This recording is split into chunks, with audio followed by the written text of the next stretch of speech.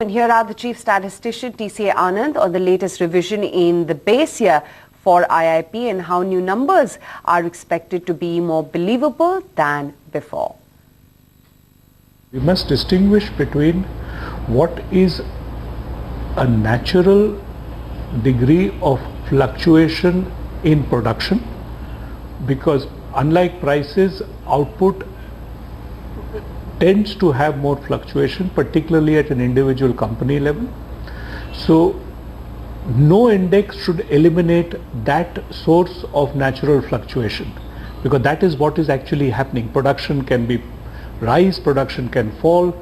If there are weather disturbances or there is a industrial action, output from a given set of entities can collapse to zero.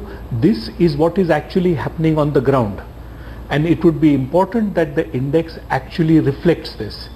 If demand for a particular product declines, it is necessary that in that particular product line, the index reflects the decline in demand.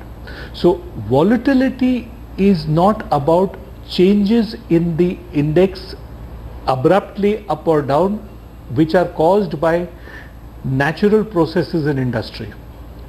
I think the notion of volatility which bothers people is that where, if you like, a unrepresentative factory sees a very large change in its output and artificially induces the index to show a very large gain, whereas that particular segment is very small in the overall economy. That can happen.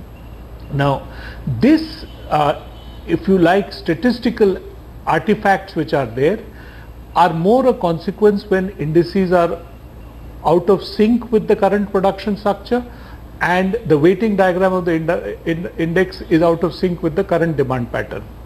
To the extent that the revision has brought these much more in line with what the current production structure and consumption pattern is, that source of volatility has reduced.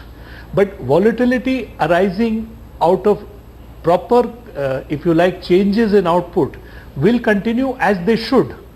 Right.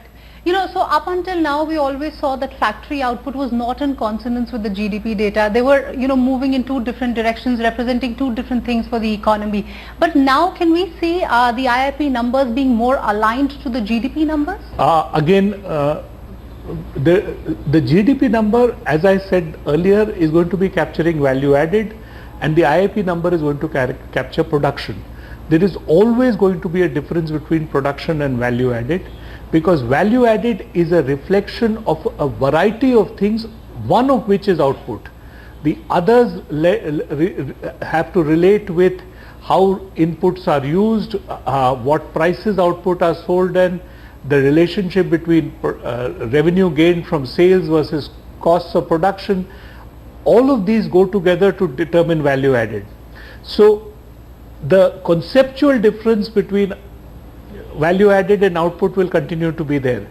But I think what we need to appreciate is that the older IIP series, and I had pointed this out when we had discussed the GDP revision, has the following element. There is a natural difference between output and value added, and that natural difference should always be reflected in any IIP versus GDP comparison. But the older series had a problem because the base was somewhat old, in particular the weighting diagram and production structure composition which was reflected in that IIP was out of sync with the GDP measurement, and the old character of the base introduced a certain direction of bias, and it was that bias which needed to be understood and appreciated when comparing the old series with the GDP numbers. Now that the current GDP series and the IIP are on the same base, that directional bias has been eliminated. But the distinction between a production series and a value-added series will continue to be there. I have two questions to ask on that. Many analysts believe that now that the IIP series has been revised, there is a case for the revision for GDP series as well. Will the government look at that also in the near future? I think again one should distinguish between a revision of the GDP estimates and a revision of the series. A base revision of the series is a much more complex task which looks in terms of the methodology of compilation, data sources and so on and so forth, for which there is a separate exercise which will underway, and those periodic revisions will take place as they had done in the past. Insofar as incorporating the results of the base revision into the GDP compilation, that will be done. In fact, at the time when the GDP revised series had been released, we had told people, and you can see that in our press release when the GDP revision had been done, that there will be a revision incorporating the revised IIP and WPI as and when they become available. Yes. So incorporating these estimates into the GDP calculation will be done, because that was a commitment which was made when the GDP estimates were released. But it does not constitute a change in the methodology of compilation or the places where the new estimates are going to be used. They will be used in place of the old ones, but in exactly the same methodology and the same approach which was being followed at the time of the base.